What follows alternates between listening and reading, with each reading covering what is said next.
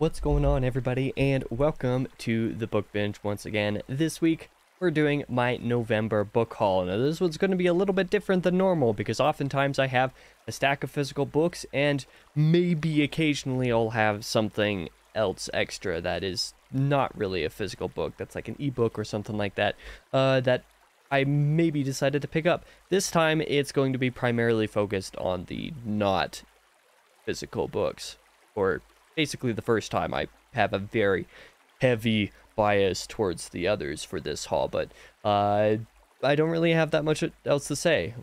I mean, Cyber Monday kind of got to me, and I made a lot of hasty purchases because things were really cheap. But let's start off just as I normally do with the physical books anyway, and more specific than the physical books, the gifts that I had a few friends give to me. I believe all three of these gifts were actually from the same person. Yes, from Mr. Reen, House of Leaves. This is one of his favorite books. He decided to give this to me as sort of like a post-birthday gift because he didn't want this to be a gift that, you know, my mom saw, that my mom had to wrap, that my mom had to give to me, so he decided to buy this after the fact. What a goofball. This is simultaneously much more intimidating and much less intimidating than I thought it would be, and that I anticipated just kind of looking through it. There are plenty of these pages where it's like a single word or even part of a word on the page, and then there are some of the pages that are also like, you know, this, and it's also a little bit more terrifying just to kind of like look at first thing. But yeah, this seems pretty interesting. No clue when I'm going to get to it. I've already talked with Reen about it, but it's a pretty hefty book. Like, I didn't expect it to be this big, so that'll be certainly an experience when I do eventually get to it. The second gift is from the same person, Reen, for the exact same reason, because he didn't want it part of the birthday haul. He wanted it to be the post-birthday haul. It's Lord of Dark Places. This is popular amongst my friend group for the most part. It's kind of meant to be a deep Southern American, or south of the US American, not the content South America, and a satire, dark satire even, it could be described, although I mean that like dark in the content, not the fact that it's... Anyway, I'm gonna stop talking there because these puns were terrible and they were not intended in the first place, and even just opening this book to random pages and reading like single words, that's very concerning content. But it is meant to be, like I said, a very dark sort of satire, primarily sort of along the lines of an African-American man living in the South in, you know, the time of the South that was not very pleasant to live in, we'll say. But yeah, I don't really have much to say about this besides the fact that it is popular amongst my friend group, so maybe I'll read it someday. Gift number 3, again from Reen, although this was a gift that was in revenge for me gifting him stuff after he gifted me these, after he had already given me birthday gifts, so like a sort of revenge for revenge type of gift. Haruki Murakami's, there we go, A Hard-Boiled Wonderland and the End of the World. This was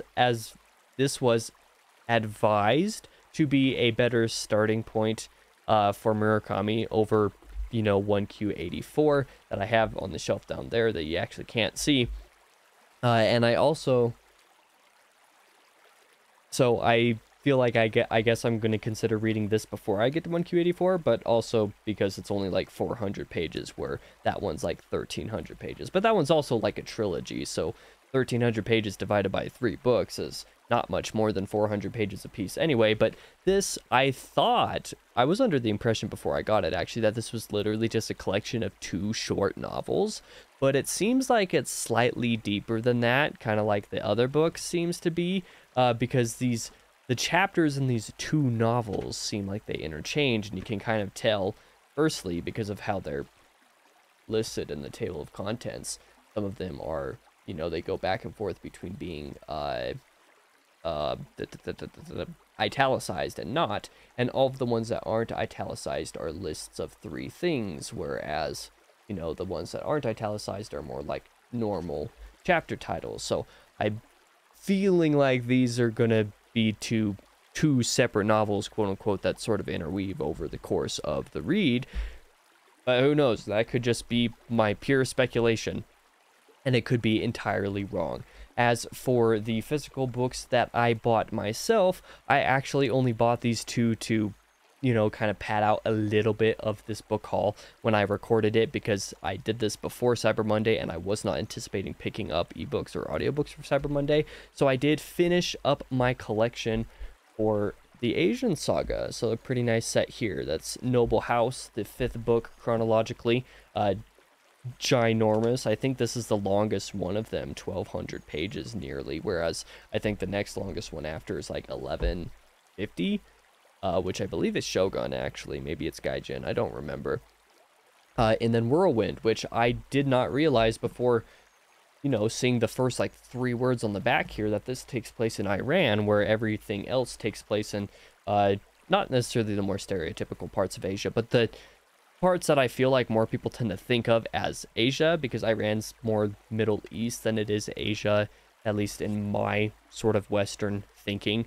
You could consider it Eurasia, you could consider it maybe Asia Minor, I suppose, but the fact that it takes place in Iran definitely kind of surprised me a little bit. But knowing the kind of the scope of the series as a whole and learning some of this stuff about these last couple books, I am actually a little bit saddened by the fact that the author died before he could get a few more books added to the saga. But, that's just kind of the way life goes. As for ebooks, I guess technically I only got 1 item for the ebooks. Let me switch over to this scene here. That was the full series of Train of R by Rick Riordan. I didn't actually technically need to pick this up. More on that later. But I figured I'd never buy these books on physical, and I had a lot of ebook points, Kindle point, reward points, whatever you want to call them. I'm just kind of rambling here. There was a lot of extra points that I needed to spend before they were expiring soon, so I just kind of like looked through my different lists and wish lists and stuff. Just like, what of these do I want to pick up on ebook? And I remembered that I had a list of this series, these 7 books, and I was like, I don't think I'm ever going to pick these up physically. Maybe, but probably not. So let's just go ahead and pick these up. So I did do that. Plus, I've always had a morbid curiosity about the series back when I was, a kid reading Percy Jackson and some of his other material. The stuff that made me fall in love with reading and made me want to write in the first place. I always had the curiosity, wanted to try reading these books just because they were Rick Riordan. So yeah, I did pick these up. Otherwise, the rest of this list is all audiobooks, which actually comes as a complete surprise to me, but let's go ahead and start with an item that I did talk about in depth last week, being Majority here, a dark sci-fi epic fantasy, which I don't know why that's a subtitle on, like the Goodreads and everything, but whatever, I'm not the author. The first book of Torth. The ebook version of this was sort of gifted to me as an ARC by Abby.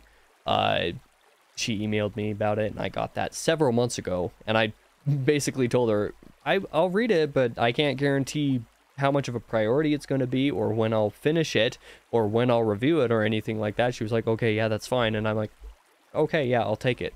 So I was slowly working my way through that for a couple months, and then I just haven't been, because I haven't had time, and the audiobook for this was super cheap. So I picked it up, and I've been plowing through the rest of it so that I could have it done by the end of the year, because I wanted to at least have it done by the end of the year, one less loose end to tie up.